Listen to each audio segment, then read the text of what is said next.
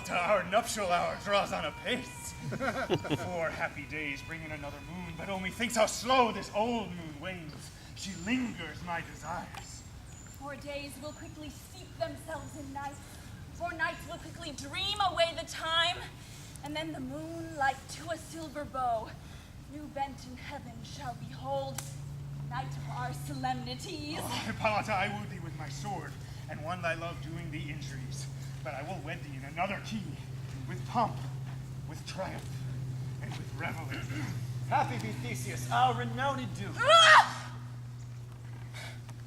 Full of vexation comes your father, with complaint against his child, his daughter Hermia. Stand forth, Demetrius. This man hath his consent to marry her. Stand forth, Lysander. Her father says this hath bewitched the bosom of his child. Thou, Lysander, thou hast given her rhymes, and interchanged love tokens with his child.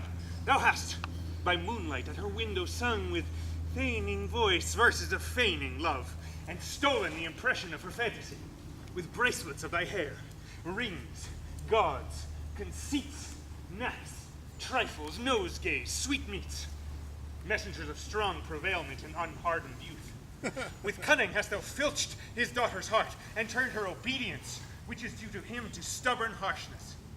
Be it so she will not hear before my grace consent to marry with Demetrius. He begs the ancient privilege of Athens.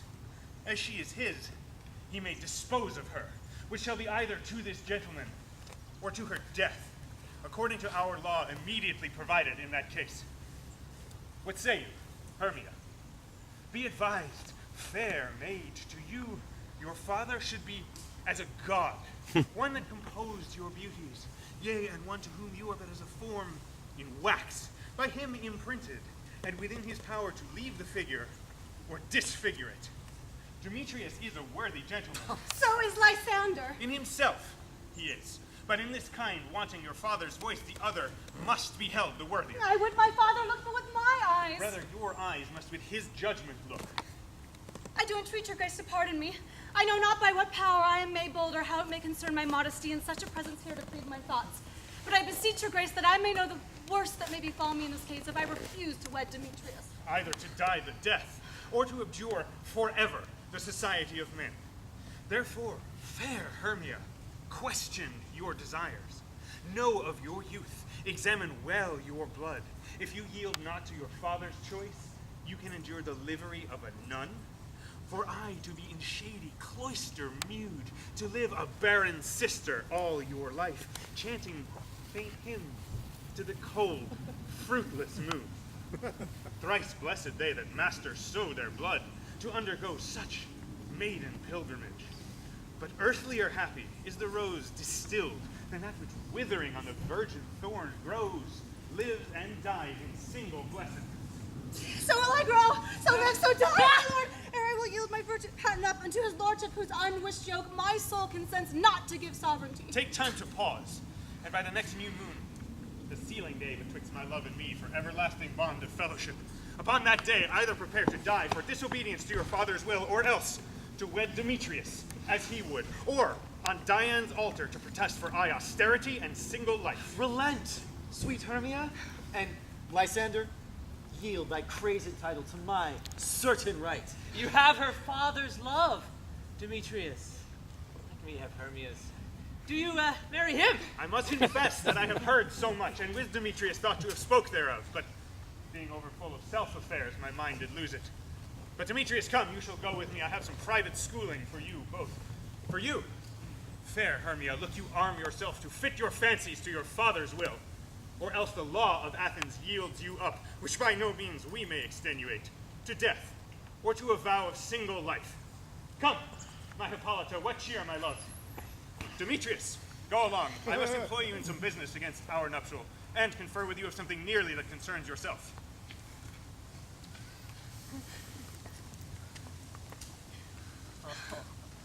Oh, now, my love.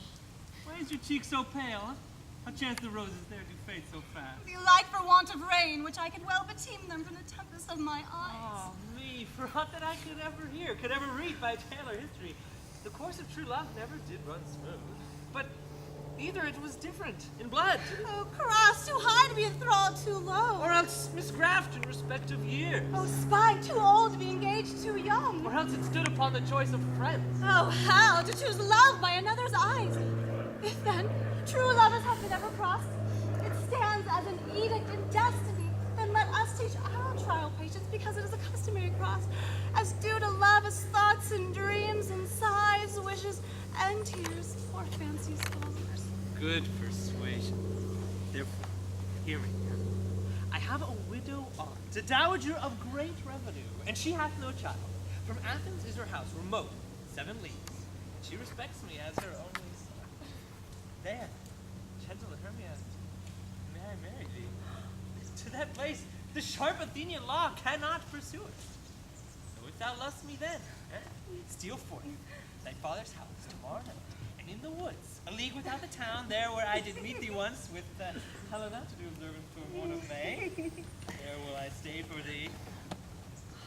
My good Lysander, in that same place thou hast appointed me, tomorrow truly will I meet with thee. Oh, Promise, love. oh. Here comes Helena. That speaker, Helena, whither away? Call you me fair? That fair again unsay. Demetrius loves your fair. Oh, happy fair. Your eyes are lodestars, and your tongue sweet air, more tunable than lark to shepherd's ear. When wheat is green, when hawthorn buds appear, sickness is catching. Oh, where favor so, yours would I catch, fair Hermia, ere I go. My ear should catch your tongue, my eye, your eye. My tongue should catch your tongue, sweet melody. Oh, or the world mine, Demetrius being baited, the rest I'll give to be to you translated. Oh, teach me how you look, and with what art you sway the motion of Demetrius's heart. I frown upon him, yet he loves me still. Oh, that your frowns could teach my smiles such skill. I give him curses, yet he gives me love. Oh, that my prayers could such affection move. The more I hate, the more he follows me. The more I love, the more he hateth me. His folly, Helena, is no fault of mine. None but your beauty. Would that fault were mine. Oh, take comfort. You shall no more see my face. Lysander and myself shall fly this place. Helen, to you, our minds we will unfold. Tomorrow night, a time that lovers' flights oft still conceal, from Athens' gates have we devised to steal. And in the wood, where often you and I upon faint primrose beds are wont to lie, emptying our bosoms of their counsel sweet, there my Lysander and myself shall meet, and thence from Athens turn away our eyes to seek new friends and stranger companies. Oh, farewell, sweet playfellow. Pray thou for us, and good luck grant thee thy Demetrius. Oh, keep word, Lysander. We must starve our sight from lovers' food tomorrow deep midnight. Helen, adieu. Adieu on him. Demetrius dote on you. How happy some or other some can be.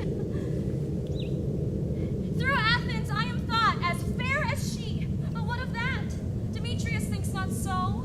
He will not know what all but he do know. And as he errs, doting on Hermia's eyne, so I, admiring of his qualities. Things base and vile, holding no quantity, love can transpose to form and dignity. Love looks not with the eyes, but with the mind, and therefore is winged Cupid painted blind, nor hath love's mind of any judgment taste. Wings and no eyes figure unheedy haste, and therefore is love said to be a child, for in choice he is so oft beguiled, as waggish boys in game themselves forswear, so the boy love is perjured everywhere. For ere Demetrius looked on Hermia's eyne, he hailed down oaths that he was only mine. And when this hail some heat from Hermia felt, so he dissolved, and showers of oaths did melt. I will go tell him of fair Hermia's flight. Then to the wood will he tomorrow night pursue her. And for this intelligence, if I have thanks, it is a dear expense.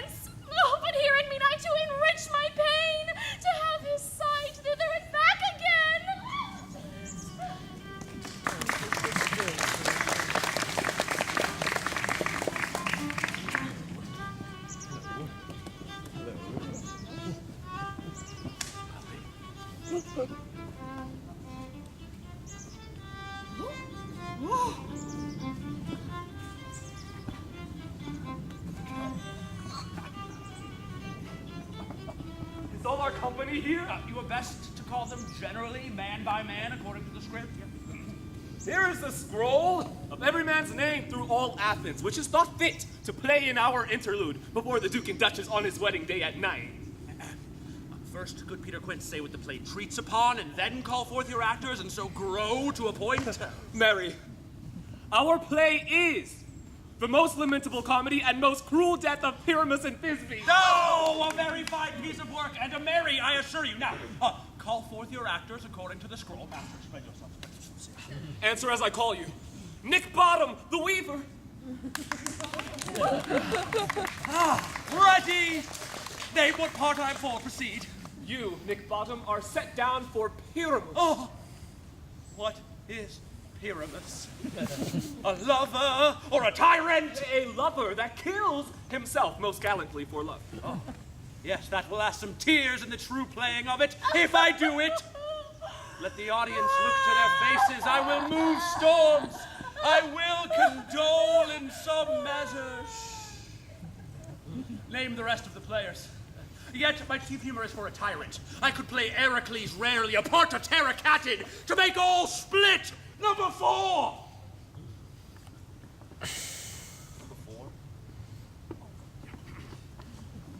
The raging rocks with shivering shocks shall break the locks of prison gates, and Phoebus' car shall shine from far and make and mar the foolish fates.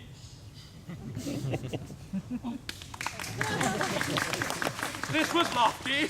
This is Heracles' vein, a tyrant's vein. Name the rest of the players. A lover is more condoling. Francis Flute, the bellows mender. Here, Peter Quince. Flute, you must take Thisbe on you. What is Thisbe? A wandering knight? It is the lady that Pyramus must love.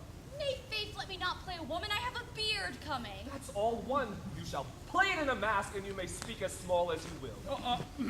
And I may hide my face. Let me play Thisbe too. I'll speak in a monstrous little voice. Thisbe, Thisbe.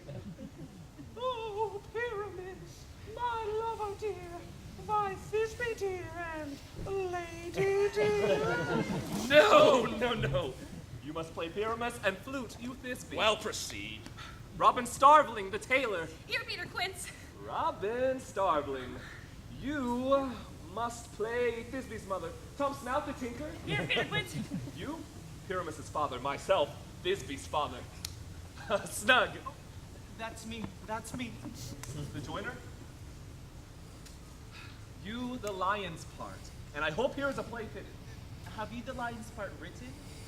Pray you, if it be given me, for I am slow of start. You may do it extempore, for it is nothing but roaring. Rah! And see? Let me play the lion too. I will roar you that will do any man's heart good to hear it. I will roar you, the Duke will say, let him roar again. Let him roar again. And should you do it too terribly, you would fright the Duchess and the ladies, that they would shriek. If that were enough to hang us all, that would hang every mother's son. Friends, I grant you, if we should fright ladies, they would have no better discourse but to hang us. But I will aggravate my voice so that I will roar you as gently as any suckling dove, and I will roar you, and 'twere any nightingale. Roar, roar. No, you can play no part but Pyramus. For Pyramus is a sweet-faced man, a proper man. As one shall see in a summer's day, a most lovely, gentlemanlike man. Therefore, you must needs play Pyramus. I will undertake it. What beard were I best to discharge it in? Why, what you will. I'll do it in your orange tawny-colored beard, or your purple and gray beard. No! Your French crown-colored beard, your perfect yellow. And some of your French crowns have no hair at all, and then you shall play it bare-faced. But masters, here are your parts, and I am to entreat you, request you, and desire you to con them by tomorrow night, and meet me in the palace wood a mile without the town by moonlight. There we will rehearse, for if we meet in this